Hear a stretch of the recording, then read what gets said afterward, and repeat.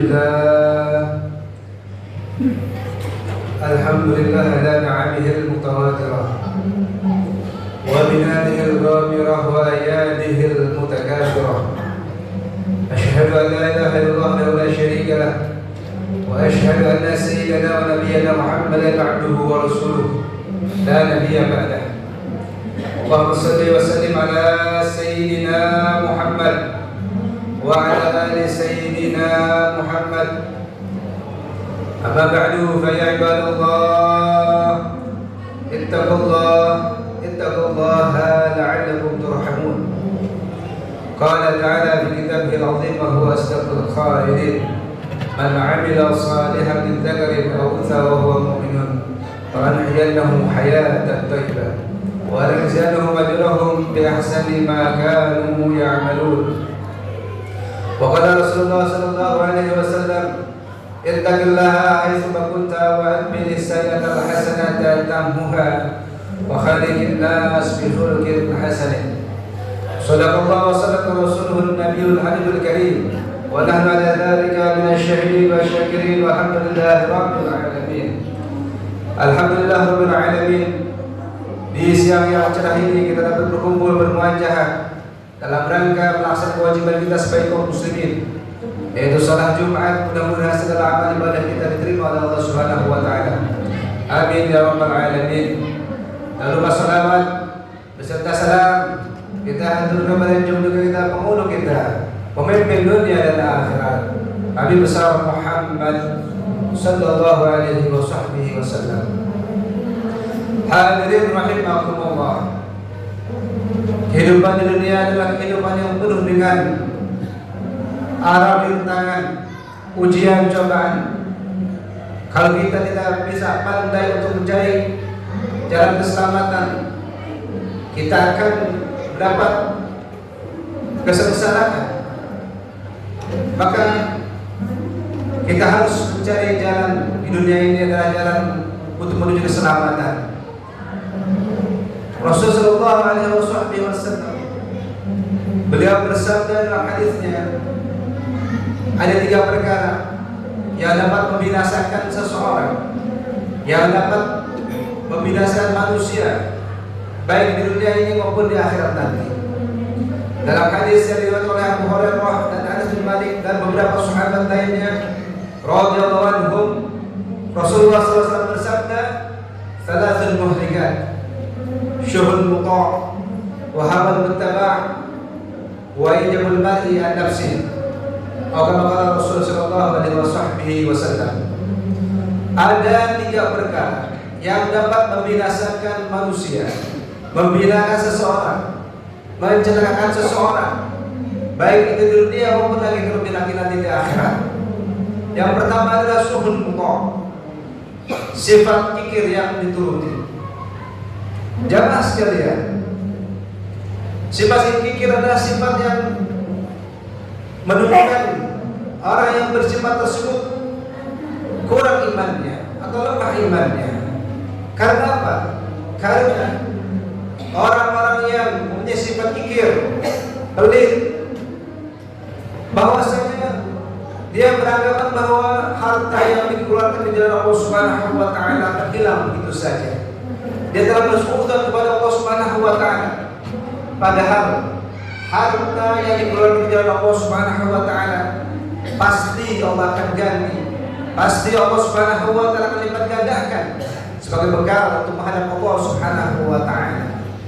Maka orang-orang yang pelit, orang-orang yang bakhil adalah orang-orang yang jauh daripada Allah Subhanahu wa taala, bahkan jauh daripada rahmat Allah Subhanahu wa taala.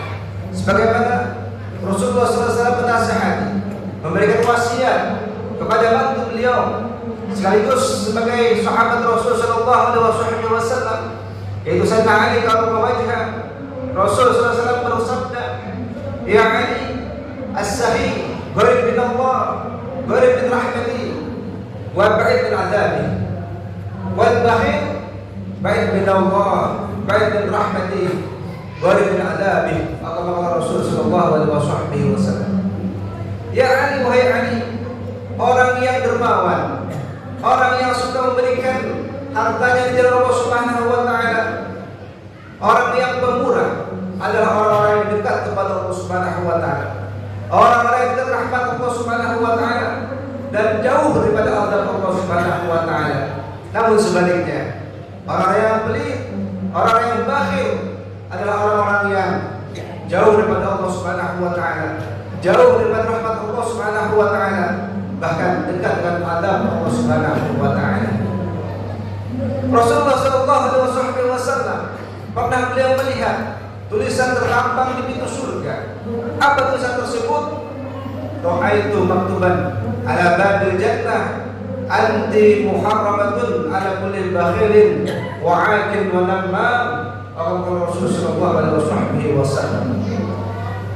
Tertulis di pintu surga, wahai surga, engkau diharamkan, engkau tidak boleh dimasuki oleh 3 golongan, yaitu orang-orang yang tukang adu domba, orang yang menyebar fitnah, yang kedua adalah orang-orang yang durhaka kepada kedua orang tuanya, dan yang ketiga adalah orang-orang yang bakhil, orang yang pelit. Maka ketiga orang ini tidak akan masuk surga Allah Subhanahu wa taala. Naudzubillah subhanahu wa ta'ala. Bahkan ketika surga diciptakan Allah Subhanahu wa taala, surga bertanya kepada Allah Subhanahu wa taala, ya Rabb, lima khalaqtani? Qala likulli taqiyyin wa saqiyyin. Qala radin. Surga ketika diciptakan Allah Subhanahu wa taala, surga bertanya kepada Allah Subhanahu wa taala, ya Rabbi, untuk apa? Untuk siapa aku diciptakan? Allah Subhanahu wa taala menjawab, engkau surga aku ciptakan untuk orang-orang yang bertakwa dan orang-orang yang dermawan.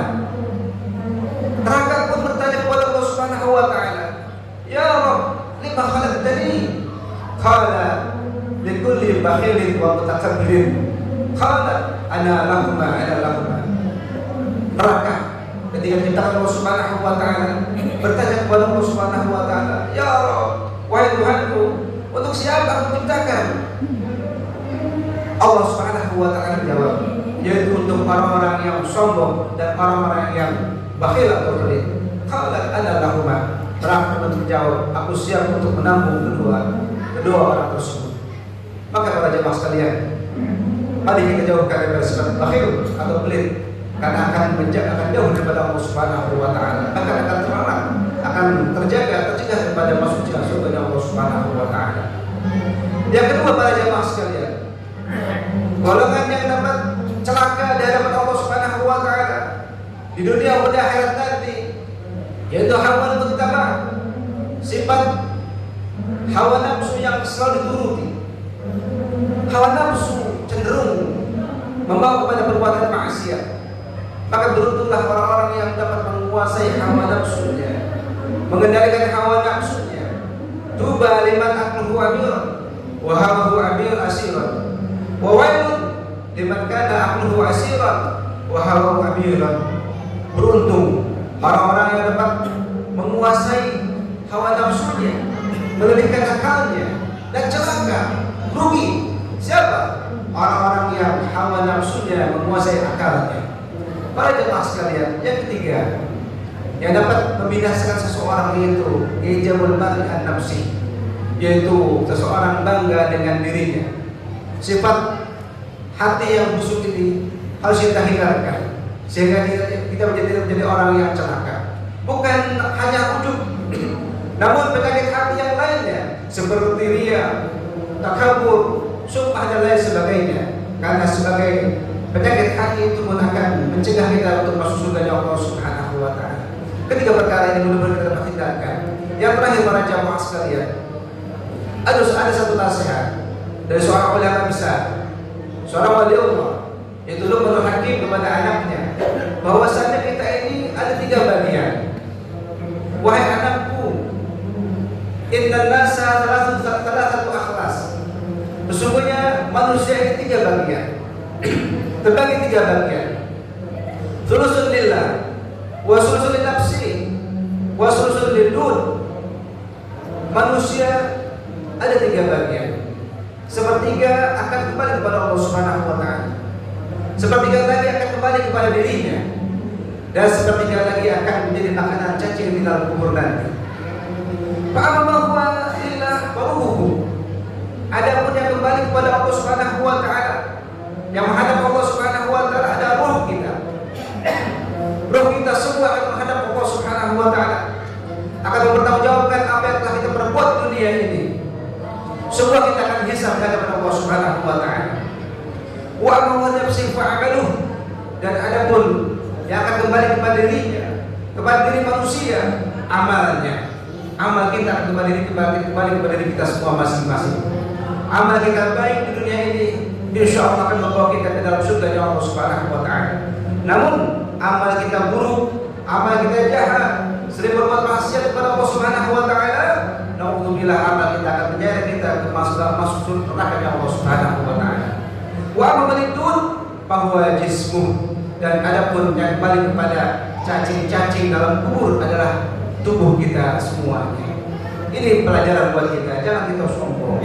Karena apa? Karena walaupun bagaimanapun ketika kita meninggal dunia, tubuh kita akan menjadi santapan cacing-cacing dalam kubur kita masing-masing. Para jemaah sekalian, mudah-mudahan khutbah yang sekalian manfaat untuk semua. Amin ya rabbal alamin. وافق الله ابن طاعته وطاعة رسوله والله تعالى يقول وبقوله يهتدي المهتدون وإذا قرئ القرآن فاستمعوا له وأنصتوا لعلكم ترحمون. أعوذ بالله من الشيطان الرجيم والعصر إن الإنسان لفي خسر إلا الذين آمنوا وعملوا الصالحات وتواصوا بالحق وتواصوا بالصبر. بارك الله لكم بالقرآن العظيم ونفعني وإياكم بما فيه من الآيات والذكر الحكيم وتقبل منا ومنكم تلاوته إنه هو السميع العليم. أقول قولي هذا أستغفر الله العظيم لي ولكم ولسائر المسلمين فاستغفروه إنه هو الغفور الرحيم. اللهم صل وسلم على سيدنا محمد وعلى آل سيدنا محمد.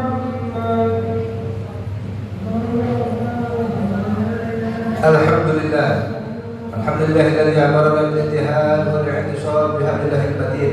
أشهد أن لا إله إلا الله وحده لا شريك له إياه نعبد وإياه نستعين. وأشهد أن سيدنا ونبينا محمدا عبده ورسوله المبعوث رحمة للعالمين. اللهم صل وسلم على سيدنا محمد وعلى آل سيدنا محمد. أما بعد فيا عباد الله اتقوا الله ما استطعتم وسارعوا إلى مغفرة رب العالمين. واعلموا أن الله تعالى أمر بدا به بنفسه وثنى بالملائكة المسبحة بقدسه. فقال تعالى في كتابه العظيم إن الله وملائكته يصلون على النبي يا أيها الذين آمنوا صلوا عليه وسلموا تسليما. اللهم صل وسلم على سيد المرسلين وعلى آله وأصحابه وأزواجه وذريته أجمعين. اللهم الأربعة الخلفاء الراشدين ساداتنا أبي بكر وعمر وعثمان وعلي وعلى بقية الصحابة أجمعين وتابع التابعين ومن تبعهم بإحسان إلى يوم الدين وأن نقوم فيه برحمتك يا أرحم الراحمين. اللهم أصلح جامعة المسلمين وانصر الإسلام والمسلمين واهدك الكفرة والمشركين وأن كلمتك إلى يوم الدين. اللهم اغفر للمسلمين والمسلمات والمؤمنين والمؤمنات الأحياء منهم والأموات إنك السميع القريب مجيب الدعوات ويقضي الحاجات. ربنا آتنا في الدنيا حسنة وفي الآخرة حسنة وقنا عذاب النار.